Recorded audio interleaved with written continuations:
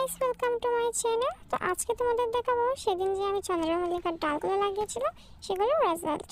তো ফার্স্টে দেখে নাও, এই যে এটাতে আমি কিন্তু বাড়িতে লাগিয়েছিলাম, মাশাআল্লাহ সবগুলো কিন্তু গ্রো হয়ে গেছে। দেখো কচি পাতা বেরিয়ে গেছে, মানে এগুলো ছাড়া হয়ে গেছে অলরেডি। অনেকদিন ধরে দেখাবো ভাবছিলাম, বাট দেখানো হয়নি। তো আজকে আমি আরও কিছু চন্দ্রমল্লিকার কাটিং এনেছি একটা জায়গা থেকে। ওগুলো অন্য কালার হতে পারে, সেজন্য আমি সংরক্ষণ করে এনেছি। তো অনেকগুলো ডাল আনছি আমি, আর হচ্ছে এগুলোকে এখন আমি হচ্ছে শেপ কীভাবে কাটবো সেটা দেখো। তো এইভাবে কাটতে হবে। ফার্স্টে হচ্ছে এই যে এইভাবে ডগাটা কেটে নেবে।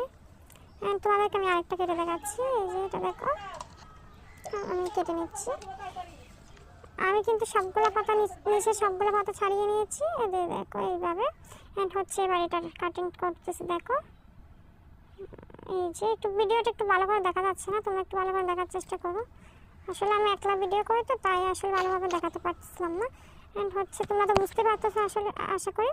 তো সবগুলো কাটিং এভাবে কেটে নিতে হবে। তো আগের বার বালিতে বসিয়ে রেখেছিলাম, এবার হচ্ছে মাটিতে দেখাবো। তাই জন্য আমি মাটি নিয়ে নিয়েছি, একটা মাটি ভর্তির টব। হচ্ছে পানি নিয়ে নিয়েছি। ফার্স্টে কিছু পরিমাণ পানি দেবো, তোমরা দেখতে পাচ্ছ কতটুকু পানি দিয়েছি আমি।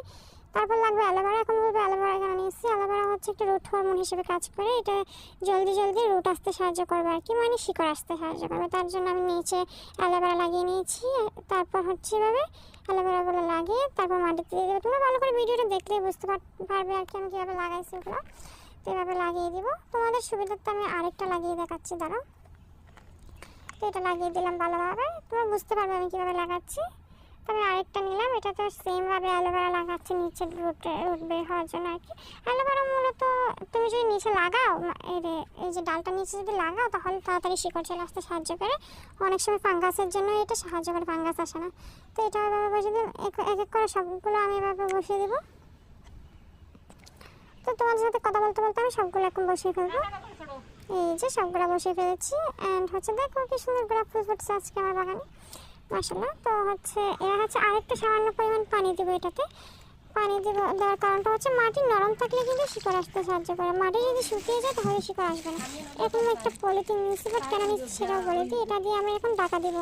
তো তোমাদের ছাদে যদি রোদ থাকে বেশি, তাহলে তোমরা এটা করতে পারো, এরকম পলিথিন দিয়ে ঢেকে দেবে যাতে রোদ না ঢুকে। একটু ছায়াযুক্ত স্থানে ছাড়া হয়, কিন্তু সেই জন্য আমরা রোদের মধ্যে রাখবো না এটা। তো আমার ছাদের মধ্যে বেশি অতিরিক্ত পরিমাণে রোদ থাকে, এই জন্য হচ্ছে আমি পলিথিন দিয়ে ঢাকা দিচ্ছি। তো আমি এই ডালগুলো আনার সময় এই ডালটা এনেছি। এটা হচ্ছে রাবার প্লান্ট। এটা লাগানোর ভিডিও খুব তাড়াতাড়ি আসবে আমার চ্যানেলটা। বাই।